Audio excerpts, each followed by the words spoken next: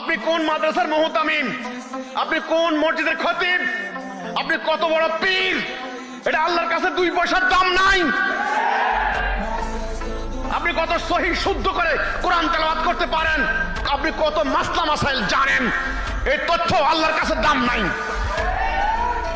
আল্লাহর কাছে main factor হচ্ছে দুনিয়াতে মানবাধিকার, ন্যায়, সুবিচার হচ্ছে না অন্যায় হচ্ছে। যেখানে আল্লাহ কোরআনে বললেন তোমাদের কি হলো, তোমরা কেন আল্লাহর রাস্তায় লড়াই করছো না, নির্যাতিত নিপীড়িত নারী পুরুষ শিশু আল্লাহর নিকট প্রার্থনা করছে, ফরিয়াদ করছে, আল্লাহ এই জালেম সম্প্রদায় থেকে আমাদেরকে উদ্ধার করো, তোমার পক্ষ থেকে আল্লাহ সাহায্যকারী পাঠাও। তারা কারা? তারা কারা? তাওহীদের উপরে ঐক্যবদ্ধ হয়ে শুধু আল্লাহর জন্য লড়াই করে এই যে নিপীড়িত নির্যাতিত মানুষের মানবাধিকার প্রতিষ্ঠা করবে, তারা কারা? তারা কি আলেমরা? তাহলে তোমরা কেন ওদেরকে আনুগত্য করো?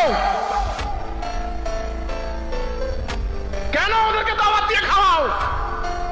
কেন তোমাদের জানাজা পড়তে দাও ওদেরকে? ওরা টাকার কাছে নিজের আত্মা বিক্রি করে দিয়েছে। ওরা তোমাদেরকে আর রক্ষা করতে পারবে না।